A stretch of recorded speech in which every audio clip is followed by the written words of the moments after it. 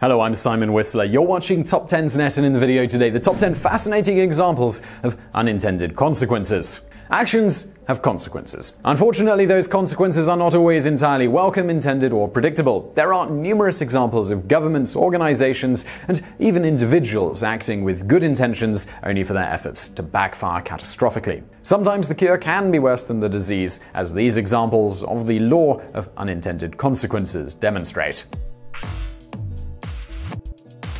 Number 10. Macquarie Island.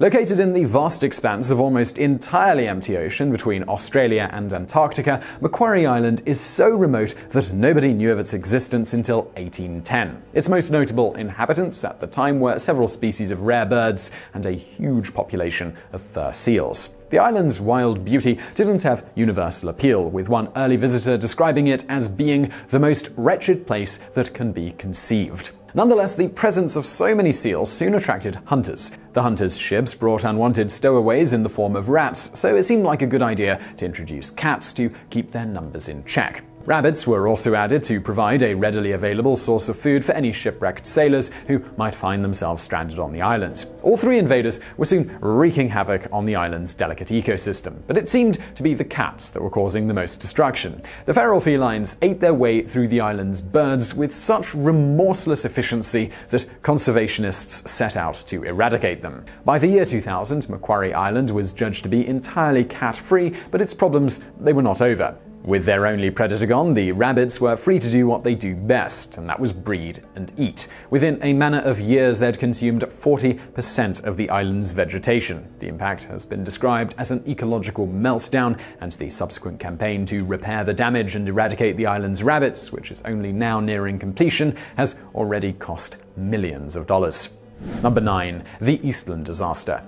In the early hours of April 15, 1912, the HMS Titanic collided with an iceberg in the North Atlantic Ocean. Within just 3 hours, the fatally wounded passenger liner slipped beneath the waves and into history. More than 1,500 people lost their lives. The Titanic had been one of the most famous ships in the world, and the huge loss of life, including some very wealthy individuals, spurred the US Senate to call an inquiry. It was concluded, entirely reasonably, that the death toll would have been substantially lower if the Titanic had set sail with a full complement of lifeboats. In 1915, as a direct result of the Titanic disaster, a new law stipulated that any American ship of over 100 tons had to carry enough lifeboats to carry every passenger in the event of an emergency. Unfortunately, this did not have the intended effect of making every ship safer. The SS Eastland was a badly designed, ungainly vessel at the best of times. The extra weight of several additional lifeboats crammed onto her top deck turned her into an unstable death trap. On July 24, 1915, just yards from her moorings on the Chicago River, she tilted alarmingly, took on water, and then rolled over in just 20 feet of water. While some lucky survivors were able to literally step from the Eastland's upturned hull onto dry land, many less fortunate individuals were trapped below decks or thrown into the water. More than 800 people lost their lives in the disaster. While the poor design of the ship and the owner's failure to carry out tests were also to blame, it was the extra weight of the lifeboats that caused the Eastland to sink. Number 8. The Streisand Effect. In 2002, a photographer by the name of Kenneth Adelman made it his mission to record the entire Californian coastline in a series of thousands of aerial photographs. The project was just beginning to get off the ground when he received a threatening letter from Barbra Streisand's lawyers. The famous singer and actress had discovered her house numbered among those pictured, and she was not amused. Adelman had not set out to target Streisand's house. It was just one amongst thousands that featured in his work, all of them from such a distance that no real detail could be made out. Still, Streisand insisted that her privacy had been invaded. When Adelman refused to remove the offending photograph, Streisand hit him and his non-profit organization with a $50 million lawsuit. This turns out not only to be a wild overreaction, but a very bad idea. When Streisand began legal proceedings, the offending photograph had been downloaded a grand total of 6 times, 2 of these by her own lawyers. As the case, which Streisand subsequently lost, made headlines around the world, the previously obscure California Coastal Project website began receiving hundreds of thousands of hits every month. If Streisand had been trying to draw attention to the photograph, which she most definitely was not, she probably couldn't have done a better job. Number 7. The Treaty of Versailles. In November of 1918, the slaughter of World War I, or the Great War as it was known then, finally came to an end. However, the terms of Germany's surrender weren't ratified until June of 1919 in the French city of Versailles. While the fighting had never reached German soil, the mighty German army had nonetheless been defeated. The Germans simply had no choice but to accept whatever terms were demanded of them. The Allied powers set out to ensure the German war machine could never threaten them again. Germany was forced to accept sole responsibility for the war. Most of their fleet was to be scrapped, and their army was reduced to just 10,000 men. Further restrictions were also placed on the construction of civilian and military aircraft. On top of this, the Germans were to pay vast, unspecified sums of war reparations to the victorious Allied powers. Rather than caging the German tiger, the Allies only succeeded in enraging it. The Treaty of Versailles was universally hated among the German people, and Adolf Hitler made great political capital from his vocal opposition to it. As Hitler trampled over the restrictions one by one, boosting his domestic popularity in the process, Allied politicians were divided over how to react. Many of them felt the terms of the treaty were far too harsh, and they argued that Hitler was simply taking back what was rightly his. The Treaty of Versailles was a key factor in the rise of Hitler and the outbreak of World War II. Fortunately, lessons were learned. At the end of World War II, American financial aid flowed into Western Germany, transforming a former foe into an ally. Number 6. The Smokey Bear Effect.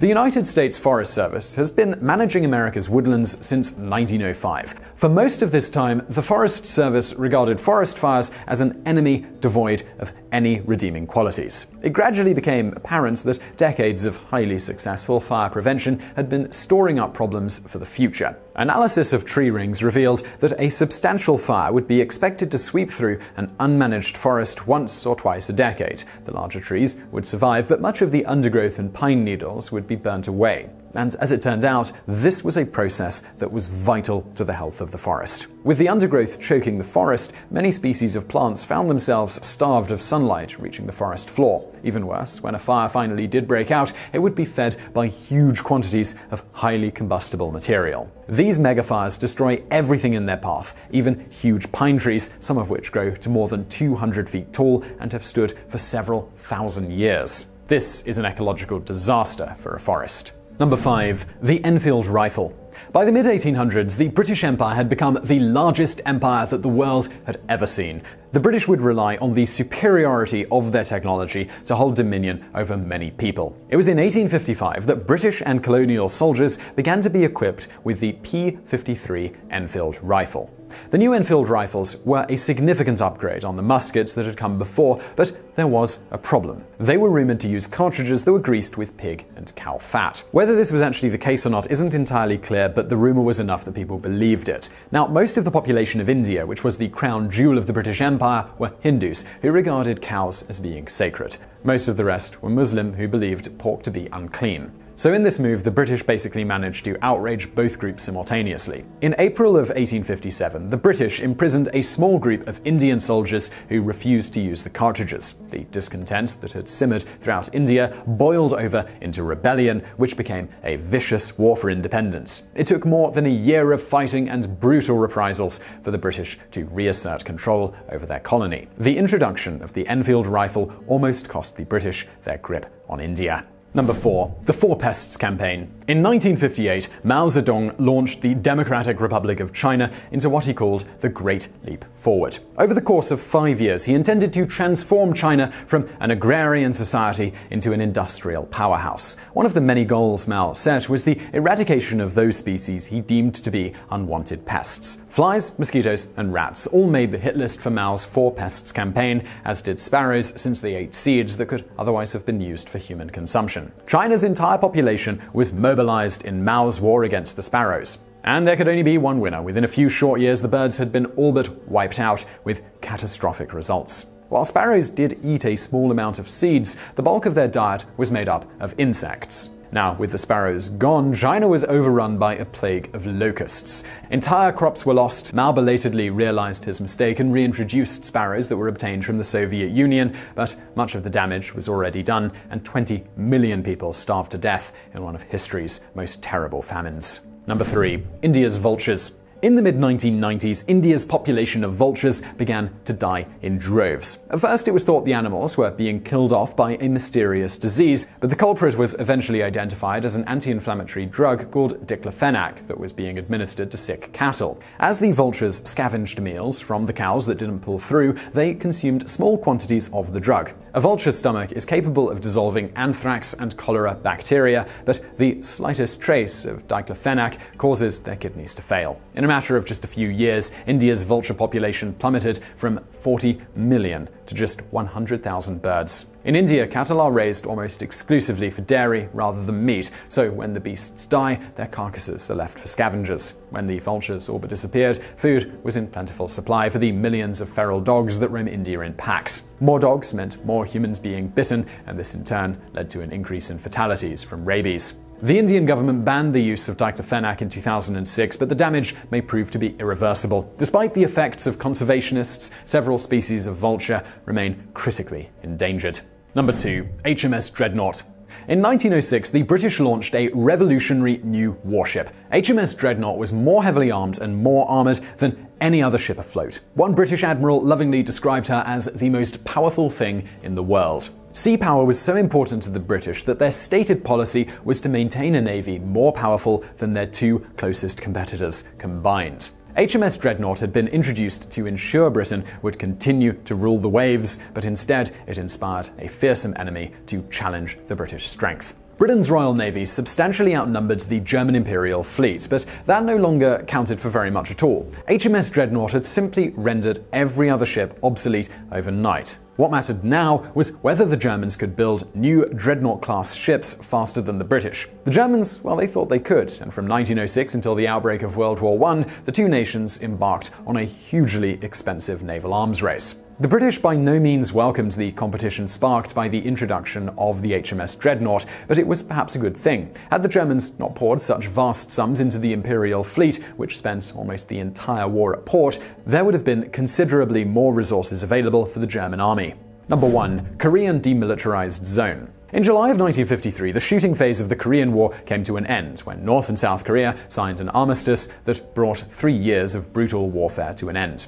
The two sides were separated by a kind of no man's land, a demilitarized zone some 2.5 miles wide that runs across the entire width of the Korean peninsula. The demilitarized zone's intended purpose was to prevent the two Koreas from tearing each other's throat out. And indeed, it has so far succeeded in this laudable goal, but there have also been unintended consequences. Fortunately, though, in this case, they've been entirely favorable. Almost totally uninhabited and free of human influence for decades on end, the demilitarized zone was gradually reclaimed by nature. It's now a thriving ecosystem that's home to thousands of species, several of which can't be found anywhere else on the Korean peninsula. So it does seem that every now and again the law of unintended consequences does work out in everyone's favor. So I really hope you enjoyed that video. Do not forget to subscribe to this channel for brand new videos every day of the week. Also, I've got a podcast. It's called BrainFood, and it's got educational, entertaining content just like this. It's a bit longer form and goes into a lot of depth on a specific subject, getting into all of the fascinating little details. You can check it out through the link in the description below, or just search your favorite podcast app for BrainFood. And if you like this YouTube channel, you are sure to love that podcast. But if you want to watch something else right now, why not check out a related video from the TopTenz archives over there on the right. And as always, thank you for watching.